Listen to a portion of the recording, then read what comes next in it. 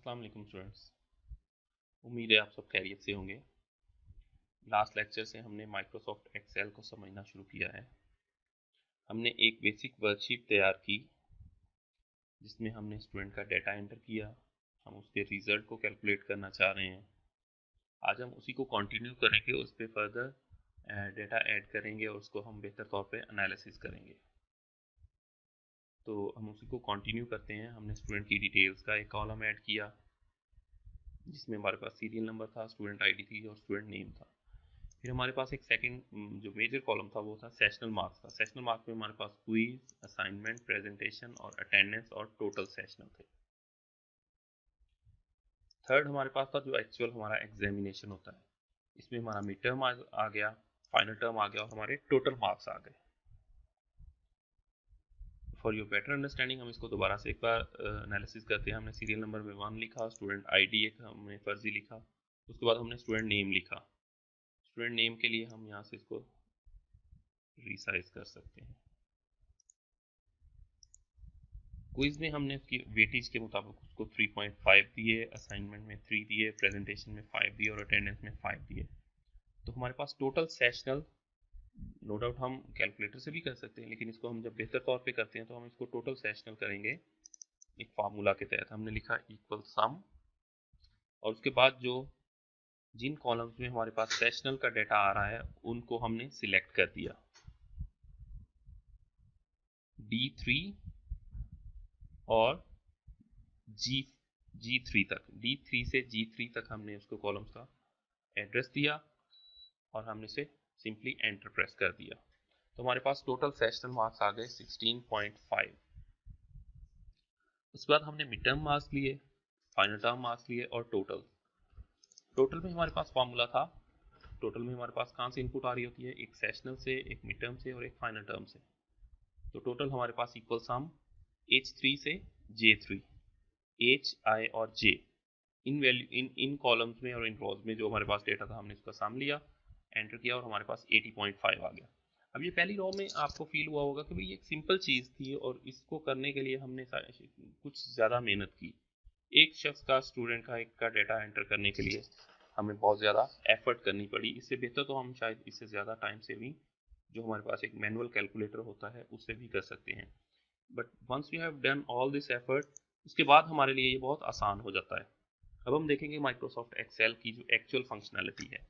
Serial number 2 पे हमने एक स्टूडेंट का डाटा एंटर करते हैं, BPA 010202।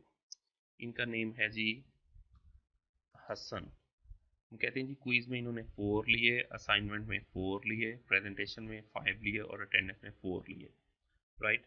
अब हमें इनको दोबारा से मैथमेटिकली फार्मूलाज असाइन करने की जरूरत नहीं होगी। हम एक ट्रेंड जनरेट करेंगे। हम पिछले कॉलम में जाएंगे जहाँ पे हमने फार्मूला एंटर किया और यहाँ से हम इस कॉर्नर में कर्सर को रख के यूं ट्रैक करेंगे। हम यहाँ पे 10 कॉलम्स तक या 15 कॉलम्स तक इसको ट्रैक कर देते हैं। अब देखें जहाँ पे हमारी वैल्यूज थी उसको ऑटोमेटिकली सिस्टम ने उसको टोटल कर दिया है। फर्दर हम जिस भी कॉलम में डाटा एंटर करते जाएंगे तो उसका टोटल उसके साथ फौरी तौर पे मेंटेन होता चला जाएगा। अब आप देखें तो ये हमारे लिए बहुत ज़्यादा आसान हो गया है। इसके अलावा हमने यहाँ पे फार्मूला एंटर किया हुआ था। जब हम इसको बिल्कुल उसी तरीके से ड्रैग करेंगे यहाँ तक तो हमारे पास वो वैल्यूज़ आ गई हैं। हमने यहाँ पे मिड टर्म्स के मार्क्स अभी तक नहीं दिए तो उसने सिर्फ टोटल सेशनल मार्क्स को लिया हुआ है। जैसे ही हम उसके मिड टर्म्स मार्क देंगे 22 एंड देन फाइनल में उसने लिए से 37, तो ये ऑटोमेटिकली उसके मार्क्स कैलकुलेट होना शुरू हो गए हैं।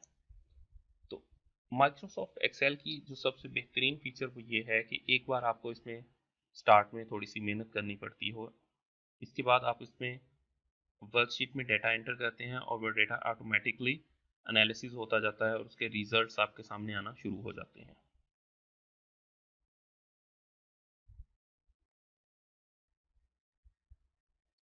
इसके अलावा अब हम इसको फॉर्मेटिंग पे ज़रा इसका समझेंगे।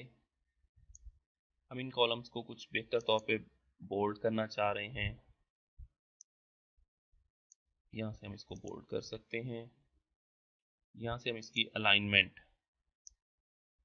सारे के सारे को सिलेक्ट करने के बाद आप चाहते हैं कि ये बिल्कुल सेंटर में हो, वर्टिकली और हॉरिजॉन्टली। तो यहाँ से सिलेक्ट करने के बाद इसको आप सेंटर अलाइन कर सकते हैं। अब ये देखें, ये सारी वैल्यूज वर्टिकली और हॉरिजॉन्टली बिल्कुल सेंटर में आ गई हैं। इसके अलावा यहाँ पे कुछ एक एक्स्ट्रा फीचर है, यहाँ से हम इसका टेक्स्ट का स्टाइल या इसका ओवरऑल की जो वे आउट है या किस तरह वो नज़र आ रहा है उसको हम चेंज कर सकते हैं, उसका एंगल चेंज कर सकते हैं। अगर हम इसको वर्टिकल करें तो ये क्विज इस तरह आ गया है, QUIZ, ये टॉप से बॉटम की तरफ हो गया है। तो इसको सिंपली हम कंट्रोल Z प्रेस करेंगे तो ये दोबारा से एक्चुअल शेप में आ जाएगा। मर्ज एंड सेंटर को अभी हमने देखा कि अगर हम दो या दो से ज़्यादा रॉज या कॉलम्स को सिलेक्ट करने के बाद मर्ज करते हैं तो वो एक सेल या एक कॉलम बन जाता है। इसके अलावा यहाँ पे कुछ एक्स्ट्रा फीचर्स हैं। यहाँ पे इसका फॉर्मेट है जनरल, हम इसको number, currency, accounting, short date, long term, क्योंकि समटाइम्स हम जब डेटा एंटर कर रहे होते हैं तो हम इसको डिफरेंट फॉर्म्स में एंटर करते हैं। तो वो फॉर्म्स कुछ भी हो सकती हैं। समटाइम्स हम डेट एंटर करते हैं, तो डेट के लिए जब हम डेटा एंटर करेंगे तो हम इसको शॉर्ट डेट या लॉन्ग डेट की सूरत में कर सकते हैं। जब हम टाइम एंटर करेंगे तो हम उसको उसकी जो नेचर है उसको हम यहाँ से चेंज कर सकते हैं कि ये हमने सिंपल नंबर नहीं दिया, ये डेट है या ये टाइम है। उसके अलावा कुछ नंबर्स हम उसके डेसिमल्स को चेंज कर सकते हैं, यहाँ से डेसिमल इंक्रीज या डिक्रीज को। ये एक्चुअली 76.00 है, अब देखें 16.5 है, तो हम 0.5 को एलिमिनेट करना चाह रहे हैं तो हम इसको डिक्रीज डेसिमल करेंगे। तो सिस्टम ने ऑटोमेटिकली डिटेक्ट किया कि 16.5 को जब हम राउंड करेंगे तो वो 0.5 को अपवर्ड राउंड के जरिए 17 कर देगा।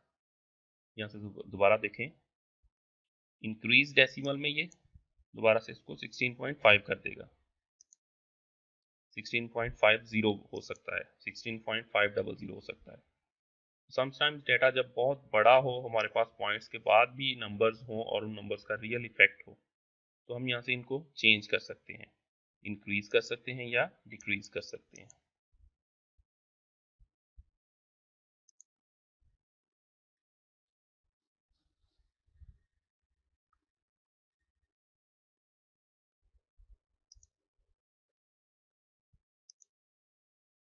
इसके अलावा यहाँ पे हमारे पास कुछ प्री फॉर्मेटेड टेबल के स्टाइल्स होते हैं। अगर हम टेबल बनाना चाह रहे हैं तो हम जो हमारे पास ऑलरेडी जो स्टाइल्स हैं हम उनमें से भी कोई एक स्टाइल सेलेक्ट कर सकते हैं। सेल के स्टाइल्स को हम अपनी मर्जी से चेंज कर सकते हैं। ये देखें, तो ये बेसिकली इसकी फॉर्मेटिंग, प्री फॉर्मेटिंग है हमारे पास बने हुए, जिनके मुताबिक हम अपनी वर्कशीट को एक्चुअल चेंज कर सकते हैं, उसके स्टाइल्स को चेंज कर सकते हैं।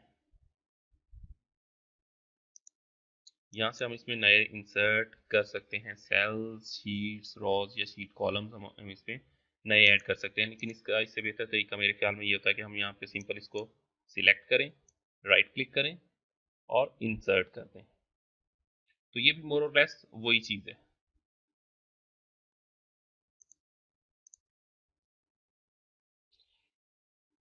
इसके अलावा आप चाहते हैं कि जिस कॉलम में हमने ये 1, 2 और 3 लिखा हुआ है, इनको थोड़ा सा हम इसको बोल्ड करना चाह रहे हैं, इसको ज़रा स्पेस बेहतर करना चाह रहे हैं, तो फिल में हमारे पास फॉर्मेट में हमारे पास ऑप्शन होती है फॉर्मेट रॉ हाइट। यहाँ से आप देख सकते हैं, अगर आपको याद ना रहे, यहाँ से इन रॉ से आप देख सकते हैं कि रॉ हाइट हमारे पास बिल्टन 15 है।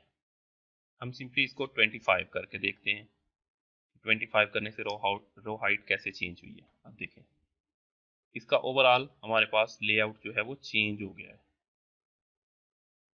हम कंट्रोल Z प्रेस करते हैं, remember control Z stands for what, undo, तो ये हमारे पास पहली फॉर्मेट में चेंज चला जाएगा। इसके बाद हम कॉलम विड्थ चेंज करना चाह रहे हैं, कॉलम की चौड़ाई, इसको हम देते हैं से 35। अब आप देखें 35 देने से इसकी जो ओवरऑल जो विड्थ थी वो 35 के इक्वल हो गई है। लेकिन इस सब का बेहतर, जो सबसे बेहतर हाल ये होता है कि इसको हम ऑटो सेटिंग पे रहने दें, auto fit raw height and auto fit column width. Column width और रो हाइट को हम ऑटोमेटिकली एडजस्टेड रहने दें। तो इससे ओवरऑल सिस्टम डिटरमिन कर लेता है कि इस रॉ को या इस सेल को कितनी स्पेस रिक्वायर्ड है और उसके मुताबिक वो ऑटोमेटिकली उसको सेट करता रहता है। इसके अलावा हमारे पास यहाँ पे एक ऑटोसम का फंक्शन है। सपोज हमने यहाँ पे काफ़ी सारे स्टूडेंट्स का डाटा एंटर कर लिया है। उसके बाद हम इसको एक एक सिंपली कैलकुलेट करना चाह रहे हैं कि ये कितने मार्क्स हैं टोटल हमारे स्टूडेंट्स ने कितने सेशनल मार्क्स लिए हैं। तो हम यहाँ पे इसे ऑटोसम, अब ये देखें सिंपली हमें फार्मूला टाइप करने की जरूरत नहीं पड़ी। इक्वल सम ब्रैकेट और आगे वो सारे के सारे कॉलम्स जहाँ पे हमने डाटा एंटर किया हुआ था वो सारे के सारे ऑटोमेटिकली सिलेक्टेड हो गए हैं। एक्चुअली तो हम इसको भी आ सकता था, लेकिन यहाँ पे देखें वैल्यू नहीं लिखी हुई, टोटल सेशनल लिखे हुए हैं, तो ये इंग्लिश के कुछ वर्ड्स हैं। तो इसलिए माइक्रोसॉफ्ट एक्सेल ने इसको ऑटोमेटिकली डिटरमिन किया है कि एज के अंदर कौन से रॉज और उनमें कौन से वैल्यूज लिखी हुई हैं।